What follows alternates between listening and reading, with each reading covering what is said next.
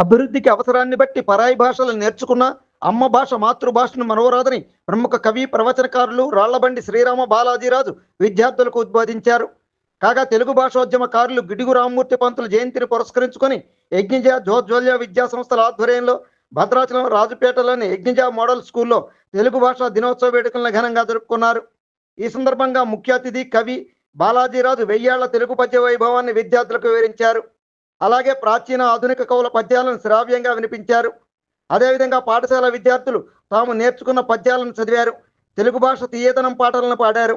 అలాగే ముఖ్య అతిథి బాలాజీరాజు చేసిన దాశరథి శతక ధారణావధానం ఆకట్టుకుంది. అనంతరం ముఖ్య అతిథి కవి బాలాజీరాజును పాఠశాల సిబ్బంది శాలువాతో సత్కరించారు. కాగా యజ్ఞజ జోజ్వల్య విద్యా సంస్థల గౌరవ సలహాదారులు శతక కవి చిగురుమల శ్రీనివాస్ మార్గదర్శనంలో జరిగిన ఈ కార్యక్రమంలో విద్యా సంస్థల డైరెక్టర్ ఉషారాణి, ప్రిన్సిపల్ పుష్ప, పాఠశాల సిబ్బంది పాల్గొన్నారు.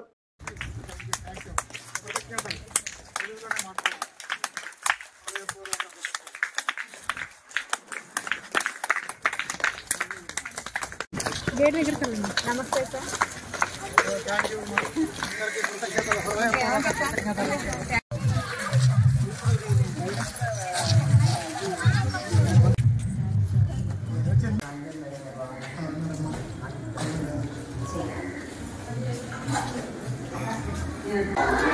విద్యా సంస్థలు నిర్వహిస్తున్న కార్యక్రమానికి ముఖ్య అతిథిగా ప్రధాన వక్తగా ఇచ్చేశారు శ్రీ రాళ్లబండి బాలాజీరాజు గారు.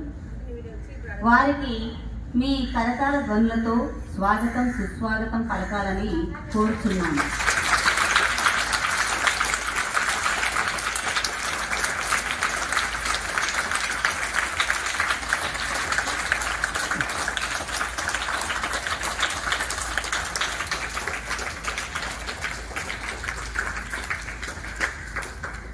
శ్రీ రాళ్లబండి బాలాజీరాజు గారు ఆంగ్ల ఉపాధ్యాయులే కాకుండా ప్రఖ్యాత తెలుగు కవి, పండితులు, వక్తధారణావాదిని, తెలుగు సాహిత్యానికి ఎంతో సేవలందించిన రాళ్లబండి వంశానికి చెందినవారు శ్రీ రాళ్లబండి బాలాజీరాజు గారు. క్రీస్తు శేషులు రాళ్లబండి రామకోటేశ్వరరాజు గారు రత్నవర్ధనమ్మ గారి కుమారుడు రాళ్లబండి బాలాజీరాజు గారు. తెలుగు సాహిత్య రంగంలో ఎంతో విఖ్యాతిగాంచిన శ్రీ రాళ్లబండి కవితా ప్రసాద్ శతావధాని గారు వీరికి స్వయాన సోదరులు. ప్రాచీన సాహిత్యంలోని కొన్ని వేల పద్యాలను ధారణ చేసిన మహానుభావులు శ్రీ రాళ్లబండి బాలాజీరాజు గారు. 1000 ఏళ్ల తెలుగు పద్య వైభవం అనే అంశం మీద వారు అమూల్యమైన సందేశాన్ని ఈరోజు ఇవ్వబోతున్నారు. అయ్యా, మీ రాక మా విద్యార్థుల అదృష్టంగా మేము భావిస్తున్నాము. మీ ద్వారా అనేక ప్రాచీన ఆధునిక కవులు రచించిన పద్యాలను మా పిల్లలు వింటున్నందుకు మేము ఎంతో సంతోషిస్తూ మీకు స్వాగతం పలుకుతూ మీ అమూల్యమైన ప్రసంగాన్ని అందించవలసిందిగా కోరుచున్నాము.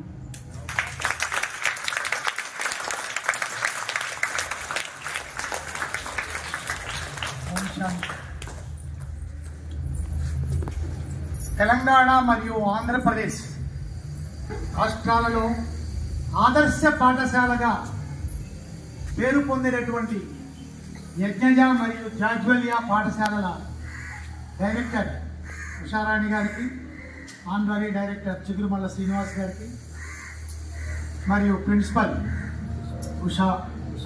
పుష్ప గారికి నిజంగా ఈ కార్యక్రమం తెలుగు భాషా దినోత్సవం సందర్భంగా ఈ కార్యక్రమం మీరు నిర్వహిస్తున్నందుకు మీకు హృదయపూర్వక అభినందనలు తెలియజేస్తున్నాను. మీరేం చప్పట్లు కొట్టద్దు, జస్ట్ వినండి. ఓకే, చాలా బాగుంది ఈ స్కూలు. అసలు ఇక్కడ విద్యా వాతావరణం చక్కగా కనిపిస్తుంది. ఈ తెలుగు భాషా దినోత్సవం అసలు ఎందుకు జరుపుకుంటున్నామంటే గిడుగు రామ్మూర్తి పంతులు గారు ఈయన వాడుక భాషను ప్రజల దగ్గరకు తీసుకురావాలనే ఉద్దేశం చొప్పున అంతకుముందే పుస్తకాల భాష, గ్రాంధిక భాష ఉండేది. దాని మీద ఉద్యమం చేసిన చిచ్చర పిడుగు మన గిడుగు. ఆయన పుట్టినరోజును ఈ విధంగా తెలుగు భాషా దినోత్సవం చేసుకోవడం జరుగుతుంది. మీకు అందరికి తెలుగు పద్యాలంటే ఇష్టమేనా? నేను ఒక పద్యం చదువుతాను, అది మీకు వచ్చే ఉంటుంది అనుకుంటా. వచ్చి ఉంటే చేతులు ఎత్తండి, ఎవరు రాశారో చెప్పండి. ఆ పద్యాలతో ప్రారంభిద్దాం. కలియుగము ఎంత కల్తీలమయమేను, కలియుగము ఎంత కల్తీలమయమేను, కల్తీ లేనిదేది కానరాదు, కల్తీ లేనిదెల్ల కన్న తల్లి ప్రేమ, అమ్మ మిన్న గుడిని బొమ్మ కన్నా. ఎవరు రాశారు తెలిసింది? పిల్లలు మీరు తెలుసుకోవాలి. ఇక్కడ మీ సమక్షంలోనే మీ ఒక అద్భుతమైనటువంటి 100 శతకాలు రాసినటువంటి కవి ఉన్నాడు. ఎవరా కవి తెలుసా? చిగురుమళ్ళ శ్రీనివాస్. ఆయన పేరు విన్నారా? చూసారా? ఓకే. పట్టుదలను మించి పెట్టుబడి లేదు. పట్టుదల ఉండాలి అని చెప్పడం అన్నమాట పిల్లలకి.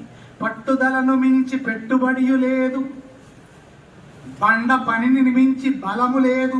బండ పని అంటే హార్డ్ వర్క్ మించినటువంటి బలం లేదు. ధైర్యమునను మించి ధనమెక్కడా లేదు. బాలలారా పూల మాలలారా.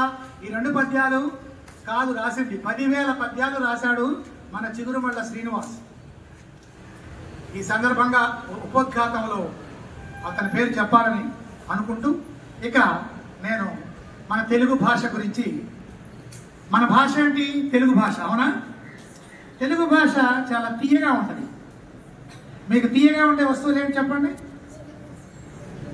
చాక్లెట్, పంచదార కన్నా. పంచదార తీయగా ఉంటుంది కదా. పంచదార కన్నా, పనస తొనల కన్నా, తేనె కన్నా, జున్ను ముక్క కన్నా, తీయ మామిడి కన్నా, తీపులన్నిటికన్నా తీయనైనదో ఈ తెలుగు భాష. తెలుగు భాష అంత తీయంగా ఉంటుంది. వచ్చుగా మీకు అందరికీ ఆ నుంచి బండిరా వరకు అక్షరాలు వచ్చా? గుండ్రంగా రాస్తాం. అవునా? కొన్ని గుండ్రంగా, కొన్ని వక్రంగా. దాంట్లో మీకు యా, రా, లా, వా, మా, దా, నా, సా అనే అక్షరాలు తెలుసు కదా. ఈ అక్షరాలు మంచిగా వ్రాస్తే మన రైటింగ్, తెలుగు వ్రాత మంచిగా కుదురుతుంది అని పెద్దలు చెప్పారు.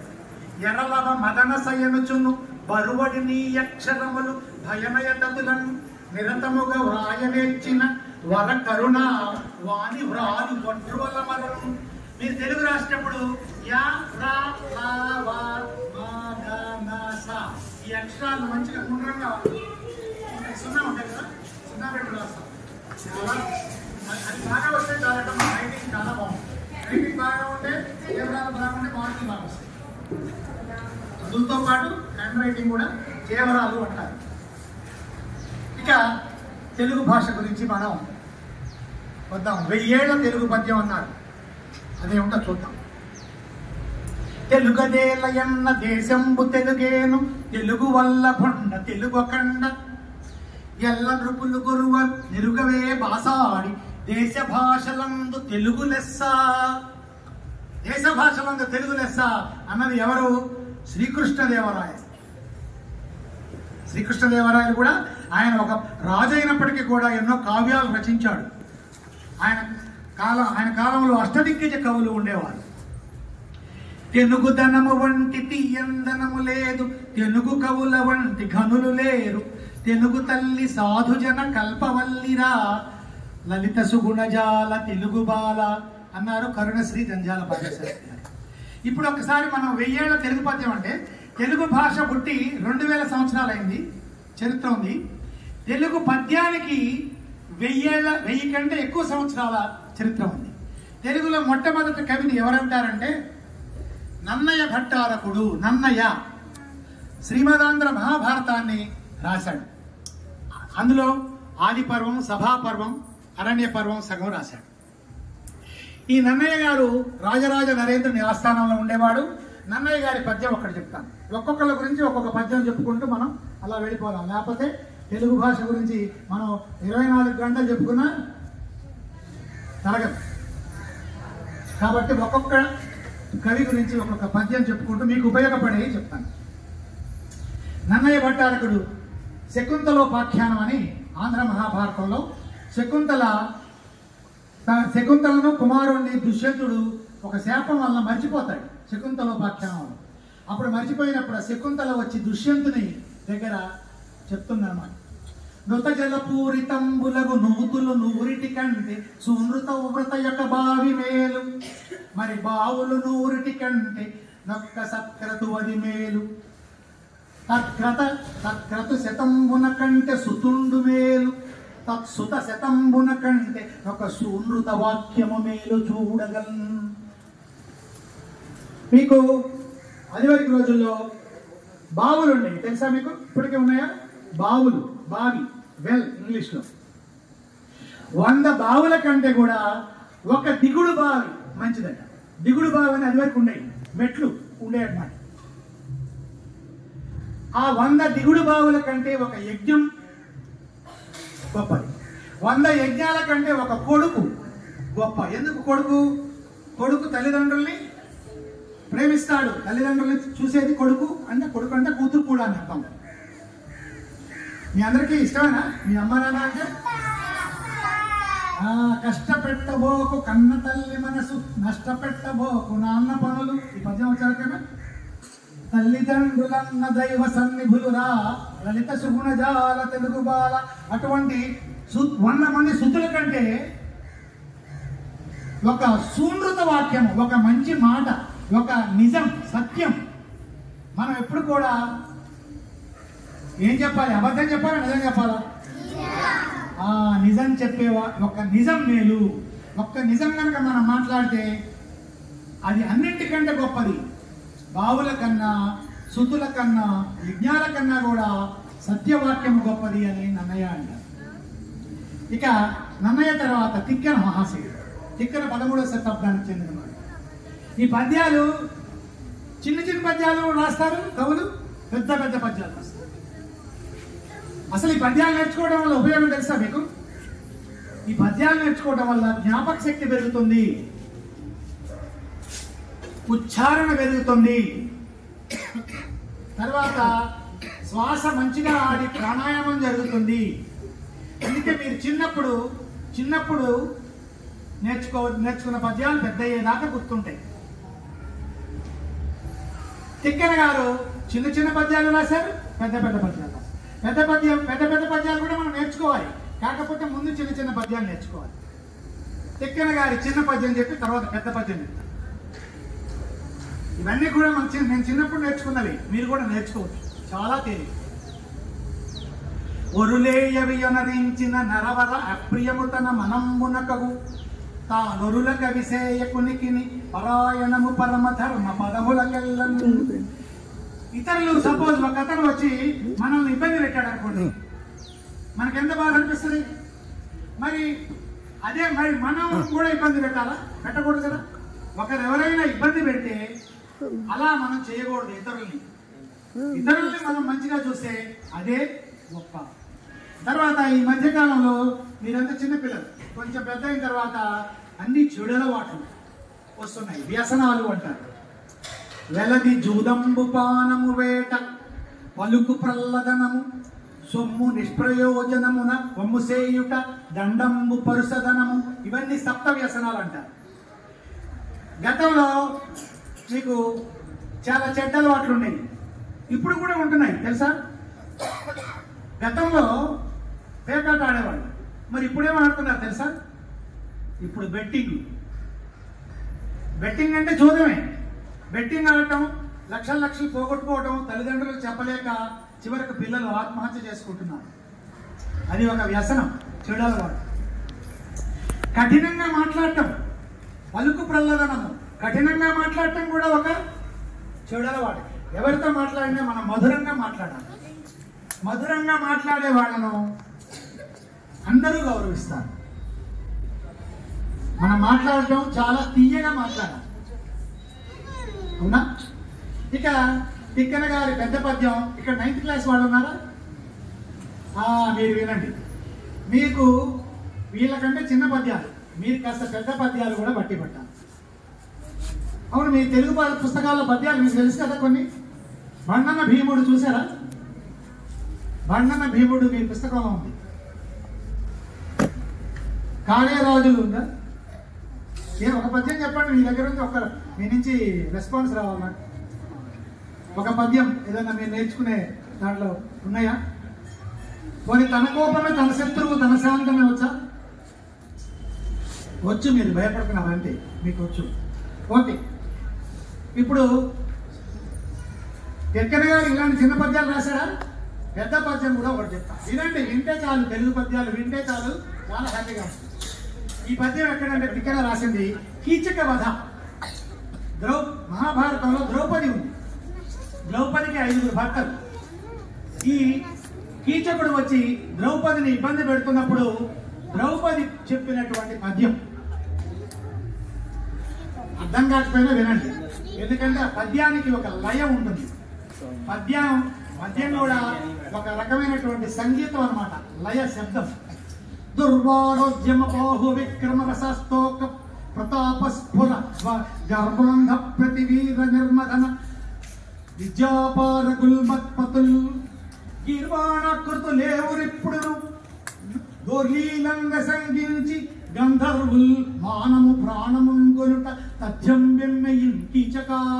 నాకు 5 భర్తలు ఉన్నారు, గంధర్వులు. వాళ్ళు వచ్చి నిన్ను చంపేస్తారు అని చెప్పింది ద్రౌపది. ఇది తిక్కన రాశాడు. ఇందాక చెప్పిన చిన్న పద్యాలు కూడా తిక్కన రాశాడు. మీరు చిన్న పద్యాలు నేర్చుకోవాలి, పెద్ద పద్యాలు కూడా నేర్చుకోవాలి. ఈ పద్యాలు నేర్చుకోవడం వలన మీకు పెద్ద అయిన తర్వాత మీరు ఎంతో గొప్పవాళ్ళు అవుతారనమాట. మీకు క్యారెక్టర్, మీ శీల సంపద పెరుగుతుంది. తర్వాత పోతన గారి పేరు విన్నారా మీరు? బమ్మెర పోతన. బమ్మెర పోతన మహాభాగవతాన్ని రాశాడు. బమ్మెర పోతన ఏం రాశాడు? మహాభాగవతం. ఈ మహాభాగవతంలో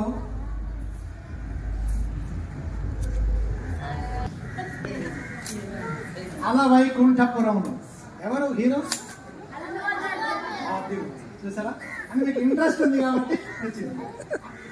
పద్యాల మీద కూడా అలా ఇంట్రెస్ట్ పెంచుకోవాలి. దాంట్లో అసలు ఆ పేరు ఎలా వచ్చింది అలవైకుంఠపురంలో అంటే, పోతన గారు గజేంద్ర మోక్షం ఘట్టంలో చెప్తాడనమాట. ఏనుగుల గుంపు స్నానం చేస్తూ ఉంటే ఒక ఏనుగుల రాజుని గజేంద్రుని మొసలి పట్టుకుంటుంది. మొసలి అంటే తెలుసా? ఎక్కడ ఉంటుంది? నీళ్లలో ఉంటుంది.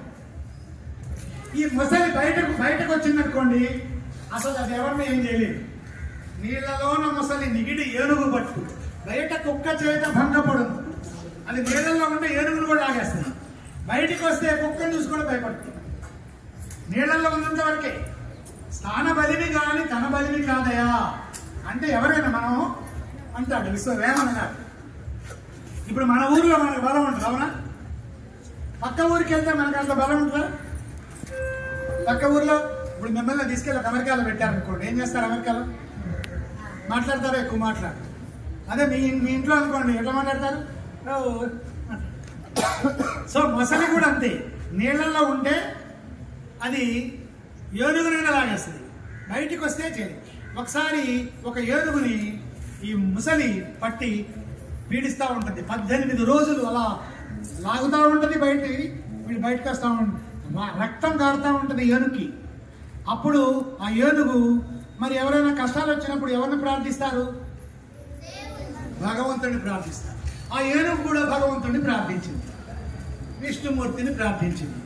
ఆ విష్ణుమూర్తి ఎక్కడున్నాడు అప్పుడు? ఆ దేవుడు. అదనమాట పద్యం. అలా వైకుంఠపురంబులో నగరిలో ఆమూల సౌధంబుదాపల మందార వనాంతరామృత పర శర కాంతేందు కాంతోపలోత్పల పర్యంక రమా వినోదియగు ఆపన్న ప్రపన్నుండు విహ్వల నాగేంద్రము పాహి పాహియన కుయ్యాలించి సౌరంభియై. ఆ విష్ణుమూర్తి అక్కడ ఎక్కడున్నాడంటే వాళ్ళ ఊరు ఏదంటే దేవుడి యొక్క ఊరు వైకుంఠపురం. వాళ్ళ యొక్క ఊరేని దేవుని యొక్క ఊరు వైకుంఠపురంబులో నగరిలో ఆమూల సౌధంబు. అక్కడ పెద్ద బిల్డింగ్ ఉంది. ఆ కలువ పూల పాన్పుపై అక్కడ విష్ణుమూర్తి యొక్క భార్య అయినటువంటి లక్ష్మీదేవి దగ్గర ఉన్నటువంటి వాడు ఎప్పుడైతే భక్తుడు ఓ దేవ రక్షించు రక్షించు అనగానే అవన్నీ వదిలేసి పరిగెత్తుకుంటూ వస్తాడు దేవుడు. అదన్నమాట. ఆ పద్యం పేరుని సినిమా తీశారు. అలా వైకుంఠపురంబులో నగరిలో ఆమూల సౌధంబుదాపల మందార అనంతరామృత సర ప్రాంతేందు కాంతోపలోత్పల అన్యంక రమా వినోదియకు ఆపన్న ప్రపన్నుడు కథములు సైనాథు వర్ణించు జిహ్వ జిహ్వ సురరక్షకుని చూపు చూట్కులు చూట్కులు శేషసాయికి బ్రక్కు శిరము శిరము విష్ణును ఆకర్ణించు వీణులు వీణులు మధువైరిగ విలిన మనము మనము భగవంతు వలగును పదములు పదములు పురుషోత్తముని మీది బుద్ధి బుద్ధి దేవదేవుని చింతించు దినము దినము చక్రహస్తుని ప్రకటించు చదువు చదువు కుంభినీధవు చెప్పెడి గురుడు గురుడు తండ్రి హరిజేరు మని తండ్రి తండ్రి మందార మకరంద మాధుర్యమున దేలు మధుపంపు ఓవునే మదనములకు నిర్మల మందాకి మీ వీచికలలోకు రాయంచ జనుని తరంగిణులకు లలిత రసాల పల్లవ ఖాది అయి చొక్కు కోయిల సేరునే కుటజములకు పూర్ణేంద్రు చంద్రికా స్ఫురిత కోరకంబరగునే సాంద్ర నిహారములకు అంబుజోదర దివ్య పాదారవింద చింతనామృత పాన విశేషమత్త చిత్తమేరీతీతరంబు సేయనేత్తు వినుత గుణశీల మాటలు వేయునేలా. ఇలాంటి పద్యాలు ఎన్నో రాశారు పోతన గారు. ఈ కవులందరూ కూడా పెద్ద పెద్ద పద్యాలు రాస్తారు, చిన్న చిన్న పద్యాలు కూడా రాస్తారు. ఈ పద్యం ఎంతమందికి వచ్చే చేతులు ఎత్తండి. తన కోపమే తన శత్రువు తన శాంతమే వచ్చా. Very good. ఇది ఎంత మంచి పద్యం అంటే ఇది మీరు నేర్చుకుంటే పెద్ద అయిన తర్వాత ఈ పద్యం గుర్తుంటే చాలు మనం అసలు ఎంత హాయిగా ఉంటుందో. మన కోపం వచ్చినప్పుడల్లా తన కోపమే తన శత్రువు. ఓ మన కోపం మనకే శత్రువు. తన శాంతమే తనకు రక్ష. మనం ఎప్పుడు శాంతంగా ఉంటే అదే మనని కాపాడుతుంది. దయ చుట్టంబవు. దయ అంటే ఏంటి? ఎవరికైనా దెబ్బ జరిగింది అనుకోండి ఏం చేస్తారు మీరు? సాయం చేస్తారు కదా, దయ. మళ్ళీ స్వర్గము. మనం ఎప్పుడు ఎలా ఉండాలి? ఏడుస్తూ ఉండకూడదు. ఎలా ఉండాలి? సంతోషంగా ఉండాలి. అవునా? సంతోషం సగం బలం. ఎప్పుడు కూడా సంతోషంగా ఉండే పిల్లలు చూడండి ఎలా బాగుంటారు, ఎంత ఆరోగ్యంగా ఉంటారు. ఎప్పుడు బాధపడేవాడు ఏడుస్తూ ఉండేవాడు ఆరోగ్యంగా ఉండరు. ఎప్పుడైనా ఒకసారి ఏడవచ్చు, కానీ సాధ్యమైనంత వరకు సంతోషంగా ఉండాలి మనం ఎవరైనా కానీ. తన దుఃఖమే నరకమండ్రు. దుఃఖం ఎప్పుడు కూడా నరకం లాంటిది. అంటే స్వర్గము నరకము తెలుసు కదా మీకు.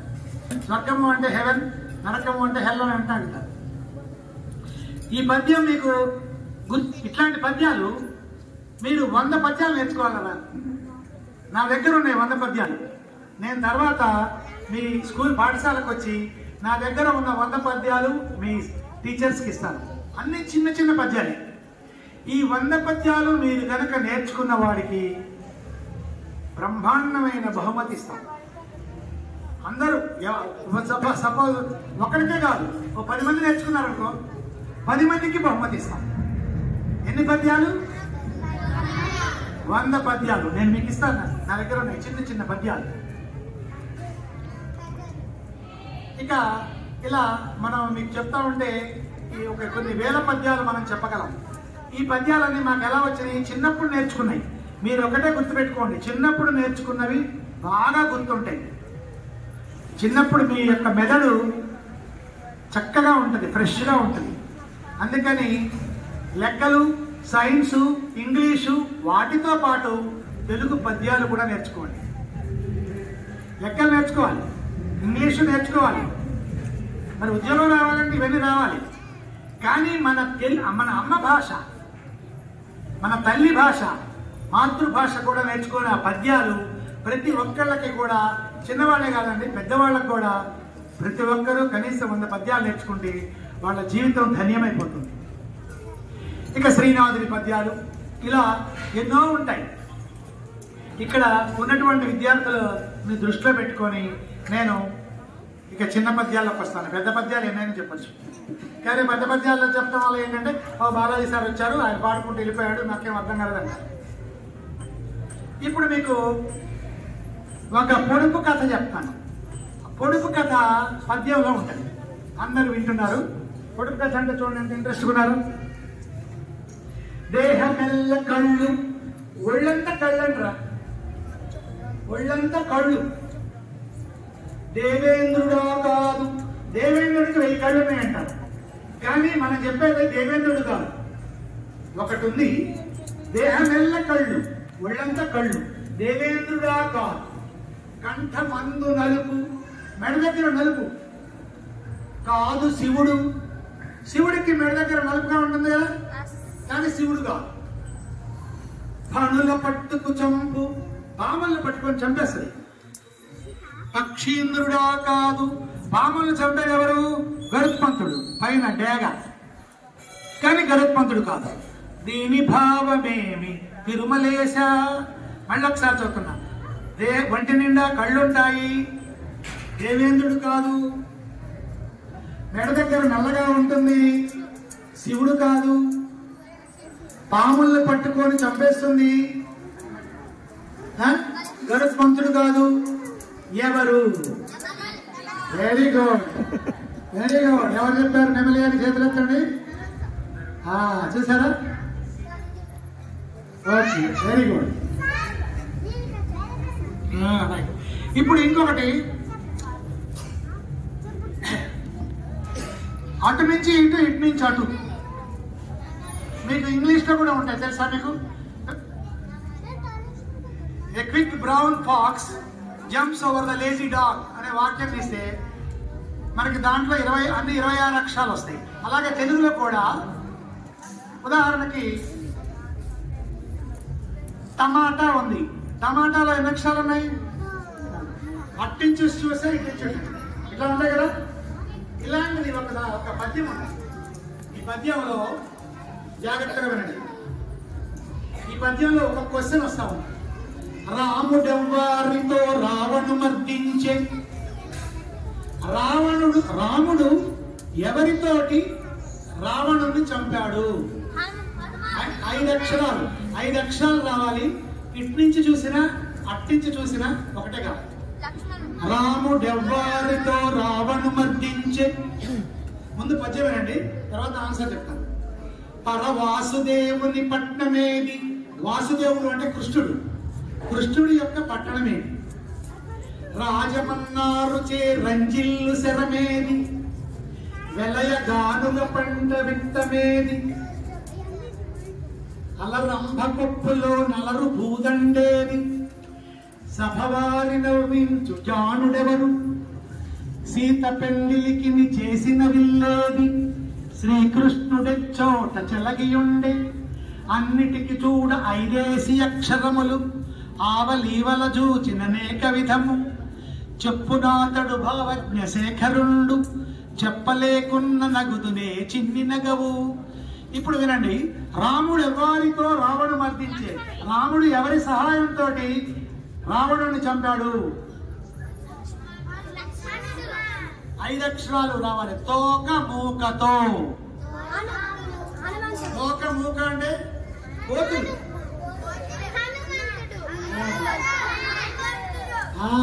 తోక మూకతో.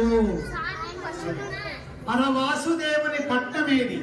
శ్రీకృష్ణుని యొక్క వాసుదేవుని పట్టణము రంగనగరం. రంగనగరం. రాజమన్నారు చే రంజిల్లు శరమేది. పంచాస్య చాపం. వెలయ గానుగ పంట విత్తమేది. జంబీర బీజం. ఇట్టించి చూసినా అట్టించి చూసినా అదే వస్తుంది, టమాటా లాగా. అలా రంభ కొప్పులో నలరు పూదండేది. రంభ అంటే స్వర్గలోకంలో ఉండే అప్సరస. ఆమె కొప్పులో ఉండే యొక్క పువ్వు ఏంటి? మందార దామం. మీరు రాసుకుంటే మందార దామం. ఇటు నుంచి చదివినా మందార దామం. సభవారి నవ్వించు జానుడెవరు? నవ్వించేవాడిని ఏమంటారు? వికట కవి. విన్నారా వికట కవి? ఎవరు వికట కవి? తెనాలి రామలింగడు. తెనాలి సీత పెండిలికి చేసిన విల్లేది? సీతమ్మ వారి పెండ్లికి చేసిన విల్లు పేరేంటి?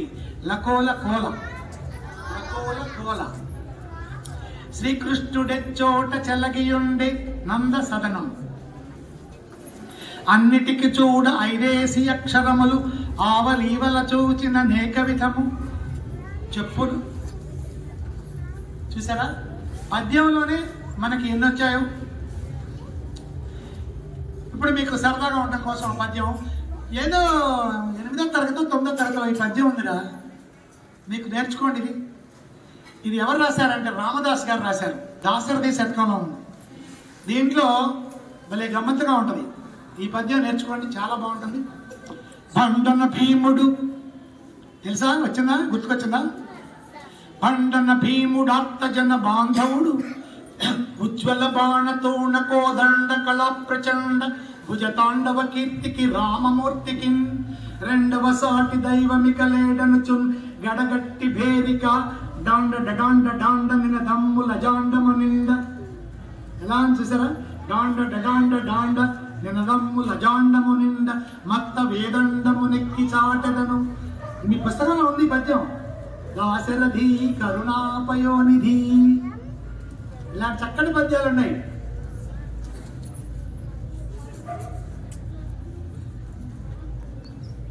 తర్వాత ఇంకా కొన్ని మంచి పద్యాలు చిన్న చిన్నవి చూద్దాం. ఒక పెద్ద చెప్తాను, ఒకటి చిన్న చెప్తాను. ఎందుకంటే అన్ని పెద్ద చెప్పినా బాగుంది. ఈ పద్యం విన్నారా? ఇది ఈ పద్యంలో ఎంత అర్థం ఉందో. అనగననగరాగ మతిస ఇల్లుచునుండు. ఎంతమందికి వచ్చి పద్యం? వెరీ గుడ్, అందరికీ రావాలి.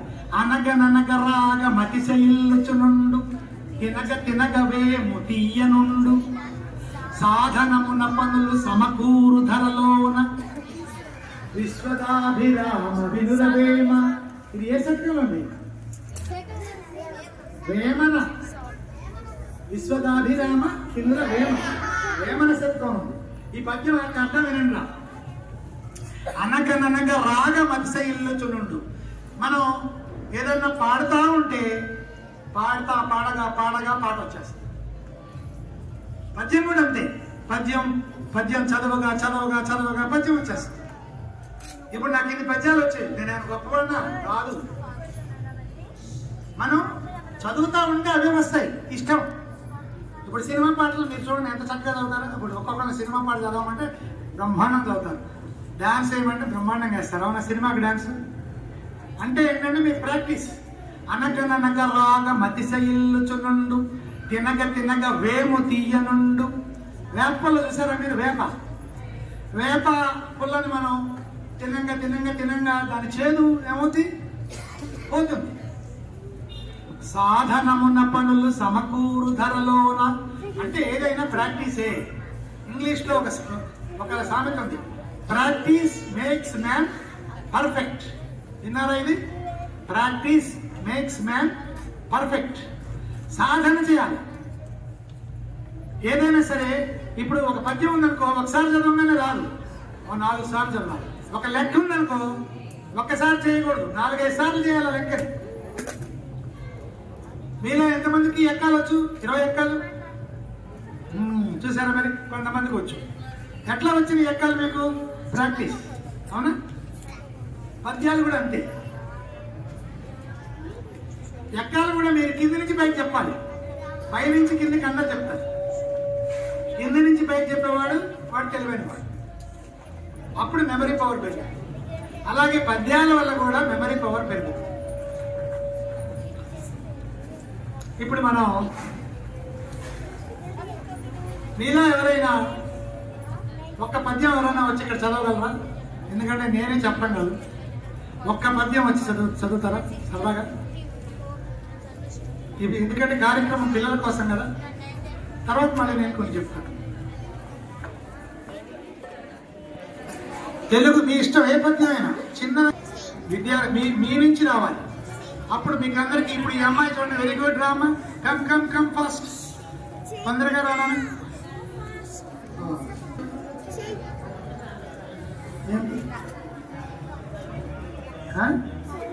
చైత్రిక, ఓకే, తప్పులు పోయినా పర్వాలేదు, నో ప్రాబ్లం, ఏం భయం లేదు, ధైర్యంగా పాడు.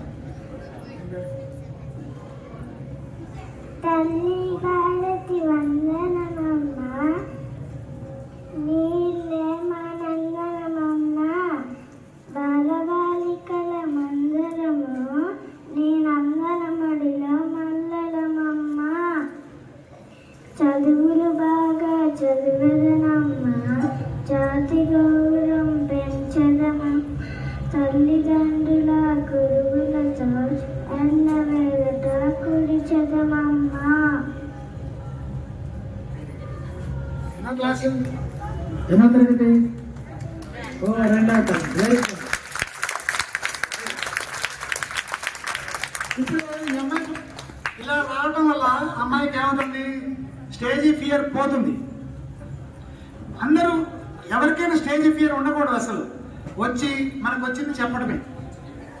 అలా చెప్పడం వలన మనకి వస్తామా? వెరీ గుడ్ రా. తెలుగు భాష దినోత్సవం ఇలాగే ఉండాలి. ఈ పద్యం కూడా పాడచ్చు, పద్యము పాట. ఇది ఈ పేరమ్మా హేమలత, ఏ క్లాస్? Hemalatha 8th class. ధనము కూడబెట్టి దానము చేయక, తాను తినగలెస్సు దాచుగాక, తేనె తీగ కూర్చి తెలువరికి ఎలా, విశ్వదాభిరామ వినరవేమ. ఈ పద్యం మీకు కూడా అందరికి వచ్చు కదా. ధనము చేయక, కొంతమంది డబ్బు కూడబెట్టి దానం చేయరు, పోనీ వాడు తినడు, ఇతరులకి పెట్టడు, చివరికి ఏమవుద్ది? ఆ డబ్బు ఎవరో దొంగలు ఎత్తుకుపోతారు. ఇప్పుడు చూడండి, సైబర్ నేరాలను వచ్చాయి, ఎవడో ఒకడు అకౌంట్లో డబ్బులు కొట్టేస్తున్నాడు. తేనెటీగ కూడా అంతే పాపం. తేనెటీగ ఎక్కడెక్కడి నుంచో తీసుకొచ్చి తీసుకొచ్చి తేనె పట్టు పెట్టుద్ది. పువ్వుల్లో నుంచి, కొన్ని వేల పువ్వుల్లో నుంచి తీసుకొస్తే తేనె చెట్టు. కొంచెం తేనె తయారు కావడానికి కనీసం కొన్ని వేల పూలు కావాలి. చివరికి ఏమవుద్ది? ఆ తేనెటీగ దాగదు, ఎవరో వచ్చి కొట్టేసి ఆ తేనె పట్టు తీసుకొని అమ్ముకుంటారు. అదనమాట. ఇక్కడ నేను ఒక చిన్న కథ చెప్తా. కథ అంటే ఇష్టం కదా మీకు? పద్యంలో కథ. ఇది పద్యంలో కథ. పిసినారి వాళ్ళని ఏమంటారు? మీరు సపోజ్ మీరు ఏదైనా తెచ్చుకున్నప్పుడు మీ ఫ్రెండ్, మీ మిత్రుడు అడిగితే కొంచెం పెడతారా? కొంతమంది పెట్టరు. నేను పెట్టంట. లోభి అంటారు. మనకున్న దాంట్లో కొంచెం ఇతరులకు పెట్టాలి, కొంచెం, మొత్తంగా. ఈ కథ వినండి. ఈ కథ మొత్తం పద్యంలో ఉంది. కవి నరుడేసే పామతని గర్చె నతండహి గూల్చినన్ కరి నరపన్నగాదుల సృగాలముగాంచి గజంబు మాసమౌ నరుడు దశాహమౌ ఉరగనాయకుడొక్క దినంబు నేటికి నరమును తిందుదంచు నది నాశమునందెను లోభి ఇట్లగున్. దీంట్లో కథ ఏంటో వినండి. ఒకరోజు ఒక వేటగాడు వేటకెళ్ళాడు.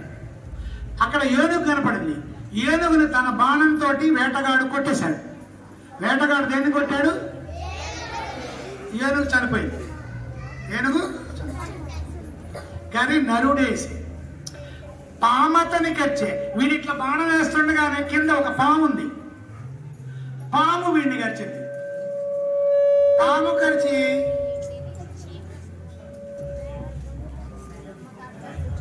కరిచి వీడు చచ్చిపోయాడు. మళ్ళీ చచ్చిపోయే ముందు వీడేం చేశాడు? చనిపోబోయే ముందు ఆ పాముని వీడు చంపాడు. ఇప్పుడు అక్కడ ఎంతమంది చనిపోయారు? ముగ్గురు.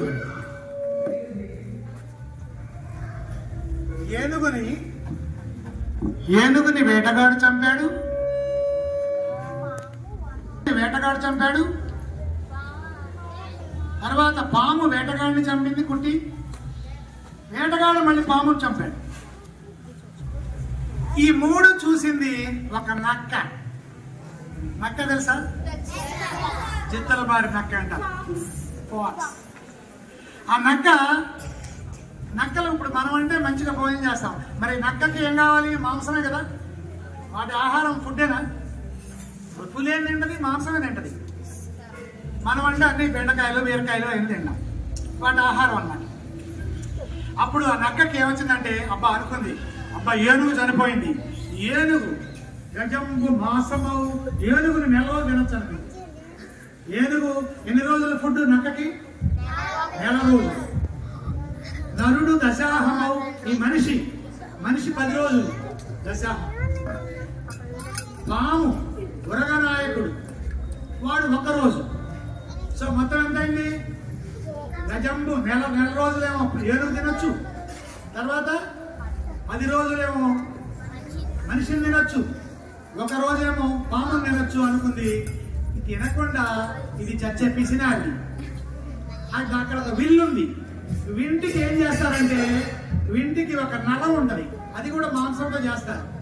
ఆ విల్లుని ఈ పూటకి నరం తిందాంలే, ఇది దాచిపెట్టుకుందామని ఆ నరం పట్టుకొని టక్కని కొట్టింది. ఆ నరం కొట్టేసరికి ఆ విల్లు వచ్చి దీని నెత్తి మీదకి తగిలి నక్క చచ్చిపోయింది. చూసారా? అది అన్నమాట లోభి. దీన్ని ఒక కవి పద్యంలో చెప్పాడు. మళ్ళీ ఒకసారి చెప్తున్నా పద్యం. కరిన్ అరుడేసే పామతని గర్చె నతండహి గూల్చె కూల్చినన్ కరినర పన్నగాదుల సృగాలముగాంచి యజంబు మాసమౌ నరుడు దశాహమౌ ఉరగనాయకుడొక్క దినంబు నేటికి నరమును తిందునందు అది నాశమునుందెను లోభి ఇట్లగున్. ఇట్లా నిజంగారా ఎన్నో పద్యాలు మీరు నేర్చుకోవచ్చు. నేను ఇచ్చిన 100 పద్యాలే కాకుండా చిగురుమళ్ళ శ్రీనివాస్ అద్భుతమైనటువంటి పద్యాలు, శతక పద్యాలు రాశాడు. ఇంతవరకు చరిత్రలో ఎవరు 10,000 పద్యాలు రాయలా. 100 శతకాలు అంటే 100 × 100 శతకము అంటే 100 పద్యాలు. అమ్మ శతకము, నాన్న శతకము, ఇలా ఎన్నో శతకాలు రాశారు. దాంట్లో కూడా కొన్ని పద్యాలు మీరు కంపల్సరీగా నేర్చుకుంటే మీకు తెలివితేటలు పెరుగుతాయి. తెలివితేటలు పెరిగి రేపు పొద్దున పెద్దయ్యాక మీరు ఉన్నతమైనటువంటి పెద్ద ఉద్యోగాలు వస్తాయి. మెమరీ పవర్ పెరుగుతుంది, ఉచ్చారణ శక్తి పెరుగుతుంది. తెలుగు పద్యాలు నేర్చుకునే వాడికి ప్రాణాయామం అంటే తెలుసా? ఈ మధ్యకాలంలో అందరూ ప్రాణాయామం చేస్తుంటారు. అది చేయకపోయినా తెలుగు పద్యాలు చదువుతూ ఉంటే ప్రాణాయామం దానంతట అదే జరుగుతుంది, ఆరోగ్యం వస్తుంది.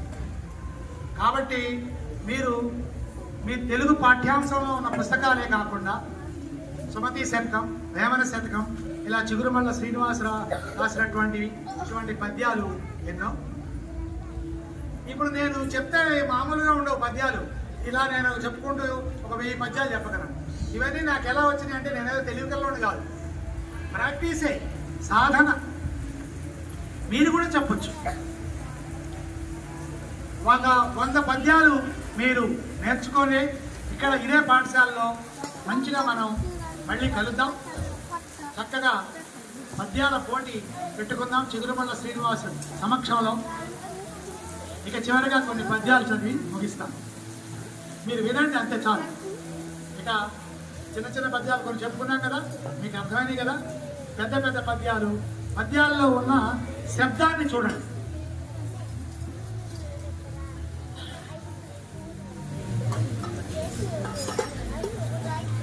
ప్రహ్లాదుడు అడుగుతాడు, ఎవరు? హిరణ్యకశిపుడు, దేవుడు ఎక్కడున్నాడు అని. దేవుడు ఎక్కడున్నాడు అంటే ఇందుగలడందు లేడని సందేహము వలదు చక్రి సర్వోపగతుండెందెందు వెదకి చూచిన అందందే గలడు దానవక్రుని వింటే. దేవుడు అన్ని చోట్ల ఉన్నాడు అని చెప్తాడు. ఈ గోడలో ఉంటాడు, ఆ చెట్టులో ఉంటాడు, ఇలా చెప్పాడు. అప్పుడు వాళ్ళ నాన్న కోపం వచ్చి ఎరా దేవుడు ఎక్కడ పెడితే అక్కడ ఉన్నాడా అని డింభక సర్వస్థలముల నంభోరుహ నేత్రుడుండు ననుచు మిగుల సంభ్రంభమున బలికితివి స్తంభమనం చూపగలవి చక్రిన్ దిక్రిన్ అంటాడు. అరే నువ్వు ఈ స్తంభంలో చూపించరా అంటాడు. ఉన్నాడు అంటాడు. అప్పుడు ఆ స్తంభాన్ని హిరణ్యకశిపుడు కొడతాడు. అప్పుడు వస్తాడు ఒక దేవుడు. ఎవరు? అబ్బా అది నిజంగా వాడురా మనిషి అంటే. నరసింహస్వామి అని చెప్పాడు. సమాధానం వాడు. నిజంగా నువ్వురా. అలా మనం నేర్చుకోవాలన్నమాట. నరసింహస్వామి వచ్చి ఆ హిరణ్యాక్షుని చంపుతాడు. చూసారా పద్యాల్లో ఎంత చక్కగా చెప్పారు. గొట్టు పద్యాలు నేర్చుకోవాలరా. ఇప్పుడు మీరు 10th క్లాస్కి వచ్చాక ఒక పద్యం వస్తే మీకు అటజని కాంచ భూమి సురుడని. ఈ పద్యం అటజని కాంచ భూమి సురుడంబర చుంబి శిరస్సరచ్చరి పటల ముహుర్ముహుర్లుటద భంగ తరంగ మృదంగ నిస్వన స్ఫుట నటనానుకూల పరిపుల్ల కలాప కలాపి జాలమున్ కటక చరత్కరేణు కరకంపిత శాలము శీతశైలమున్. అమ్మ 9th క్లాస్ పిల్లలు ఎవరు? చేతులు ఎత్తండి. మీ 9th క్లాస్లో ఒక పద్యం చెప్పండి అమ్మా. ఇక్కడికి వచ్చి మీ 9th క్లాస్లో పద్యం ఒక్కడన్నా వచ్చి ఉంటుందిగా మీకు. మీరు సిగ్గుపడగొద్దు, రండి సరదాగా. చూసాను చెప్పచ్చు, లేదా చూసాను చెప్పచ్చు. ఓకే, ప్రాక్టీస్ చేయండి. మీరు భయపడుతున్నారు, మీకు వచ్చు. మీరు భయపడుతున్నారు, భయపడకూడదు. భయపడితే అన్నీ మర్చిపోతాం. ఇంకా కొన్ని మంచి పద్యాలు చూద్దాం. ఈ పద్యం విన్నారా మీరు? బలవంతుడ నాకేమని విన్నారా? బలవంతుడ నాకేమని పలుగురతో నిగ్రహించి పలుకుట మేళా బలవంతమైన సర్పం చలిచీమల చేత చిక్కి చావజ సుమతి. ఒక రౌడీ ఉన్నాడు రా, ఒక రౌడీ ఉన్నాడు. వాడు వచ్చి అందరినీ కొడతా ఉన్నాడు. అప్పుడు ఆ రౌడీని ఏం చేయాలి అంటానికి చూడండి. ఒక పాము ఏమనుకుంది? బలవంతుడు నాకేమని. నేను బలవంతుడు అనుకుంది. పాము, పెద్ద పాము. పలువురు అంటే గర్వంగా ఉంటే ఒక రోజు చిన్న చిన్న చీమలన్నీ కలిసి ఆ పాముని చంపేశారు. చూసారా? చలి చీమల చేత. అలాగే ఎవడైనా నేను చాలా బలవంతుడిని అనుకుంటే మిగిలిన వాళ్ళు చిన్న చిన్న వాళ్ళు అందరూ కలిసి పెద్దవాడిని కొట్టేయచ్చు. అది దాని యొక్క నీతి. ఇది సుమతి శతకం రాసింది. సరే, ఇప్పుడు మీకు శతకం రాసింది ఎవరు అంటే ఎవరని చెప్తారా పిల్లలు? కంచర్ల గోపన్న. కంచర్ల గోపన్నకి ఇంకో పేరు రామదాసు. రామదాసు అంటే ఎవరు చెప్పండి? రామదాసు ఏం కట్టించాడు? ఏ గుడి కట్టించాడు? చూసారా రాముల వారి గుడి? Very good. ఆ రాముల వారి గుడిని కట్టించి పాపం జైలు పాలయ్యాడయ్యా. జైలు పాలైతే పాపం తర్వాత రాముల వారు వాళ్ళే వచ్చి విడిపించారు. కొట్టారు, పాపం చాలా బాధలు పడ్డాడు ఆ రామదాసు. ఆ రామదాసు కీర్తనలు రాశాడు, పాటలు రాశాడు, ఒక శతకం కూడా రాశాడు. ఆ రామదాసు రాసిన శతకాన్ని ఏమంటారంటే దాశరథి శతకము. ఏమంటారు? దాశరథి అంటే ఏంటి? దశరథుని కుమారుడు. దశరథుడు అంటే ఎవరు? 10th క్లాస్ వస్తే మీకు రామాయణం ఉంటుంది సబ్జెక్టు. దశరథుడు అంటే ఎవరు? రాముని యొక్క తండ్రి. ఈ దాశరథి శతకంలో ఎన్ని పద్యాలు ఉంటాయంటే 103 పద్యాలు ఉంటాయి. ఎన్ని ఉంటాయి? ఈ మధ్య నేను ఒక చిన్న సరదాగా ప్రాక్టీస్ చేశాను. ఒక్కసారి 9th క్లాస్ వాళ్ళు ఒక ముగ్గురు రండి. 51 సలలిత రామనామ. కరెక్టేనా? సలలిత రామనామ జపసార మెరుంగను కాశికాపురి నిలయుడగాను నీ చరణ వీరజలేను మహాప్రభావములు తెలియనహల్యగాను జగతీవర నీదగు సత్యవాక్యములు తలపక రావణాసురుడి తమ్ముడగాను భవద్విలాసములు తలచిని తింపనాతరని ఆశరథి కరుణాపయోనిధి. ఎవడు తల్లి? 87 నీ మహనీయ తత్వరస శ్రీమహనీయ తత్వరస నిర్ణయ బోధ కథామృతాబ్దిలో తామును కృంకులాడక హృదాతను కష్టము చెంది మానవుండి మహిళోన తీర్థముల నెల్ల మునిగిన దుర్వికార హృత్తాత్మల పంకముల్ విడిన దాశరథి కరుణాపయోగి ఒకటమ్మ 38